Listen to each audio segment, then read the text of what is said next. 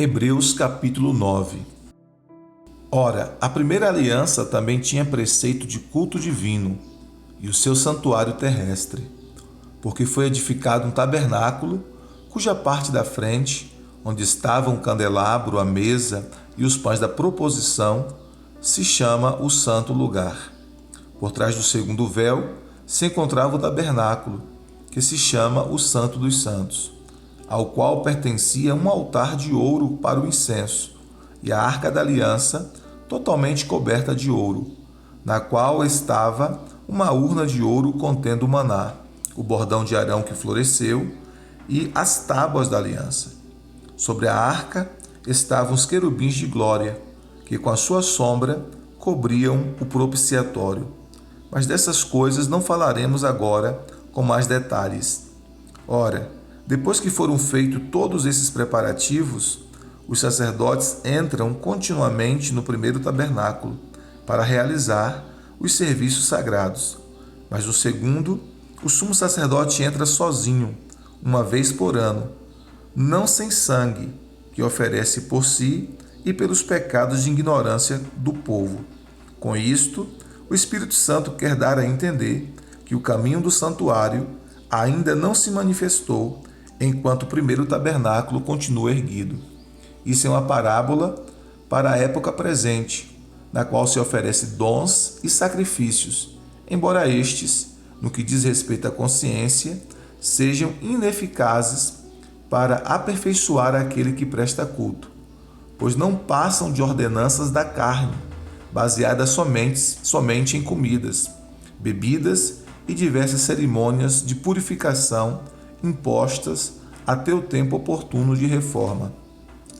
Quando, porém, Cristo veio como sumo sacerdote dos bens já realizados, mediante o maior e mais perfeito tabernáculo, não feito por mãos humanas, quer dizer, não desta criação, e não pelo sangue de bodes e de bezerros, mas pelo seu próprio sangue, ele entrou no santuário uma vez por todas e obteve uma eterna redenção.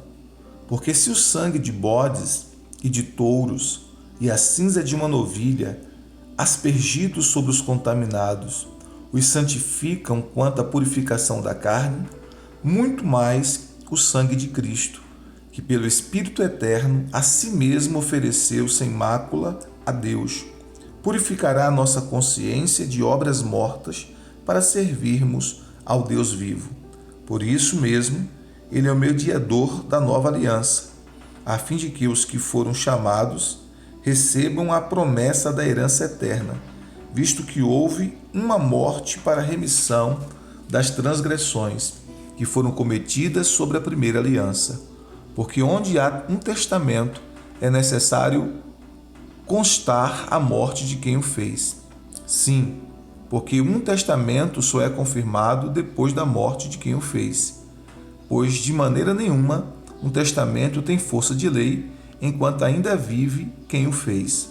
Por isso, nem a primeira aliança foi estabelecida sem sangue, porque, havendo Moisés proclamado a todo o povo todos os mandamentos conforme a lei, pegou o sangue dos bezerros e dos bodes com água lantigida de escarlate e hisopo e aspergiu não só o próprio livro, como também todo o povo, dizendo: Este é o sangue da aliança que Deus ordenou para vocês.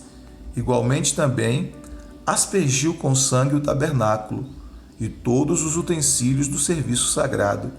De fato, segundo a lei, quase todas as coisas são purificadas com sangue, e sem derramamento de sangue não há remissão.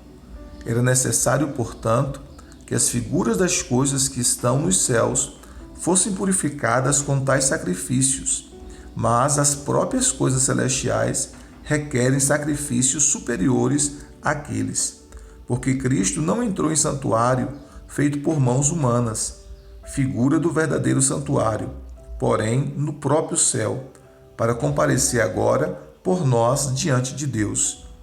Ele não entrou para oferecer a si mesmo muitas vezes, como o sumo sacerdote entra todos os anos no Santo dos Santos com sangue alheio, Se fosse assim, ele precisaria ter sofrido muitas vezes, desde a fundação do mundo. Agora, porém, ao chegar o fim dos tempos, ele se manifestou uma vez por todas, para aniquilar o pecado por meio do sacrifício de si mesmo. E assim, como aos homens está ordenado morrerem uma só vez, vindo depois disto o juízo, assim também Cristo, tendo se oferecido uma vez por todas para tirar os pecados de muitos, aparecerá segunda vez, não para tirar pecados, mas para salvar aqueles que esperam por ele.